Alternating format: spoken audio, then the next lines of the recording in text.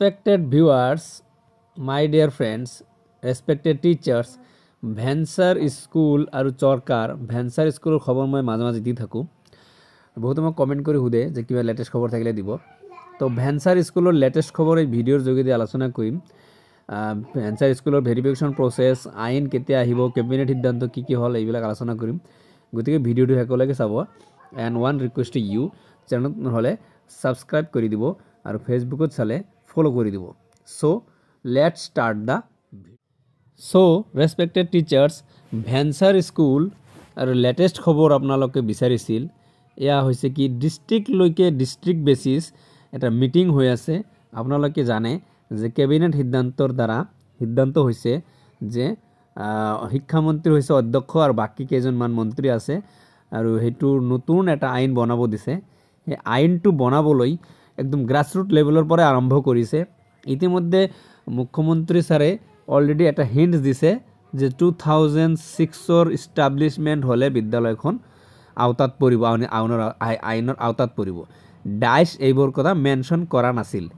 তো গতিকে কথা হ'ল এতিয়া নতুনটো আইন যিটো হ'ব সেইটো গ্ৰাছৰুট লেভেলৰ পৰা আৰম্ভ কৰিছে শিক্ষামন্ত্ৰী ছাৰে নিজেও, আৰু লগতে চৰকাৰী কৰ্তৃপক্ষতো আছেই, অফিচাৰসকল আছেই। তো গতিকে কি হৈ আছে ডিষ্ট্ৰিক্ট লেভেলত আমি আলোচনা কৰোঁ। সেয়া হৈছে যে 2006 এইটো ইষ্টাব্লিছমেণ্ট ঠিকে আছে, কিন্তু বাকী পাৰ্মিশ্যন কেতিয়া পাইছে বিদ্যালয়খন এই কথাটো কিন্তু আহিব। এতিয়া কেতিয়ালৈকে পাৰ্মিশ্যন পাইছে, হয়তো পাৰ্মিশ্যনৰ কথাটো এইকাৰণে আহিব। এইটো পাৰ্মিশ্যন মানে অফিচিয়েল ডকুমেণ্টছ। এতিয়া 2006 ইষ্টাব্লিছমেণ্টটো কেতিয়া আহিল নাহিল, পাৰ্মিশ্যনত কিন্তু বস্তুখিনি আহিব। তো পাৰ্মিশ্যনত নিশ্চয় 2006 কথাটো লিখা থাকিব।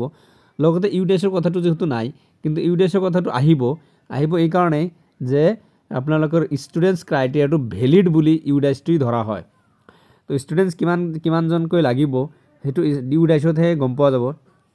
ইউডাইছৰ পৰা আজিকালি আপাৰো বনাব দিছে, আপোনালোকে নিশ্চয় আপাৰো বনাইছে। তো কিমানজন ষ্টুডেণ্টৰ ইউডাইছত নাম আছে সেই ষ্টুডেণ্ট ক্ৰাইটেৰিয়া কিন্তু সেই ইউডাইছৰ পৰাইহে চাব। তো নতুন আইনখনত এইখিনি কথাটো আহিব যে ইউডাইছত থকা ষ্টুডেণ্টছ কিমানজন আছে, লগতে টিচাৰৰ কোৱালিফিকেশ্যনো কিন্তু ইউডাইছত আছে। ইউডাইছত টিচাৰসকলৰো কোৱালিফিকেশ্যন থাকে।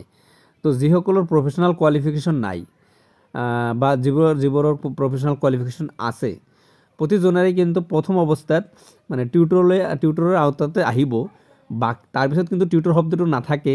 এইটো ইতিমধ্যে প্ৰচেছটো হৈ আছে যে যিবোৰৰ ফুলফিল মানে কোৱালিফিকেশ্যন আছে তেওঁলোকে কিন্তু মানে হ'ব ফুল ফ্লেজেড টিচাৰ হ'ব, আৰু টিউটৰ নাথাকে হয়তো ফিক্সড। যিবোৰৰ ফুলফিল কোৱালিফিকেশ্যন নাই তেওঁলোকৰো নামটো ফিক্সড পে টিচাৰ হ'ব। হয়, তো যিবোৰৰ মানে ফুলফিল কোৱালিফিকেশ্যন নাই তেওঁলোকে ফিক্সড পে দৰমহাত কাম কৰিব লগা হ'ব পাৰে। আৰু ফিক্সড পে এনেকুৱা নহয় যে একদম চিৰজীৱনৰ কাৰণে সেইটো পে থাকিব, এনেকুৱা নহয়। মাজে মাজে এইটো জাম্প কৰি থাকিব। এইটো হৈছে এজ পাৰ টিউটৰসকলৰ খবৰ আৰু কি। টিউটৰসকলে যিবোৰ মেমৰেণ্ডামবোৰ ছাবমিট কৰি আছে তেওঁলোকে এই কথাটো জনাইছে যে আমাক যিবোৰৰ ফুলফিল কোৱালিফিকেশ্যন আছে তেওঁলোকক ফুলফিলেজেড টিচাৰেই হৈ যাব, আৰু বাকী যিখিনি থাকিব সেইখিনি ফিক্সড পে দৰমহা দিয়া হ'ব তেওঁলোকক। তো এতিয়া নতুন যিখিনি আইন হ'ব, আইনত কিন্তু মানে আপোনালোকে ভাবিছে যে বহুত কিবা ওলটফেৰ হ'ব পাৰে, এনেকুৱা নহ'বও পাৰে। আৰু আইনখনত এই কথাটো পাৰ্মিশ্যনৰ কথাটো আছে, এইটো ডিষ্ট্ৰিক্ট লেভেলত আলোচনা হৈ আছে পাৰ্মিশ্যনৰ কথাটো, লগতে ইউডাইছৰ কথাটো আহিব।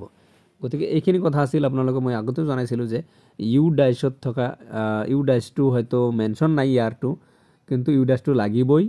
লগতে ষ্টুডেণ্ট ক্ৰাইটেৰিয়া ইউডাইছৰ পৰাই চাব, আৰু টিচাৰৰ কোৱালিফিকেশ্যনো কিন্তু ইউডাইছৰ পৰাই চাব, কাৰণ ইউডাইছ হৈছে স্কুলৰ মেৰুদণ্ড স্বৰূপ।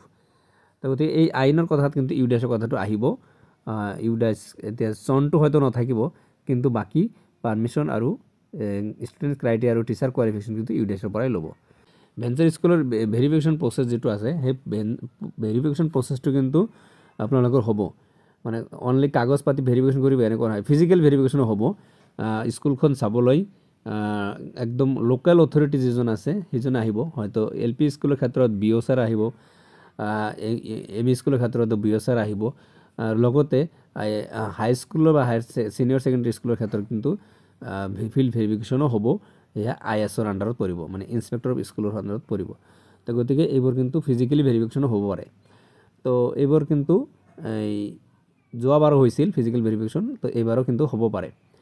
তো গতিকে কাগজ পাতি ভেৰিফিকেশ্যনৰ লগত ফিজিকেল ভেৰিফিকেশ্যন হোৱাৰো চান্স আছে। ভেৰিফিকেশ্যন প্ৰচেছটো এনেকুৱাই হ'ব। আৰু ইমান ইমাৰ্জেঞ্চি কিন্তু স্কুলৰ লিষ্টটো মানে হয়তো নোলাব, অকণমান অলপ দেৰি লাগিব, কাৰণ ফুল প্ৰচেছ এটা আইন বনাব, আইনৰ আওতাত কোনটো কোনটো আহিল নাহিল এইবোৰ চাব, চালি জাৰি চাব। তো মোটামুটি এটা সময় লাগিব। চ' এনেকুৱা এইখিনি আছিল আজিৰ খবৰ। তো এনেকুৱা খবৰৰ বাবে চেনেলটো ছাবস্ক্ৰাইব কৰি ৰাখিব।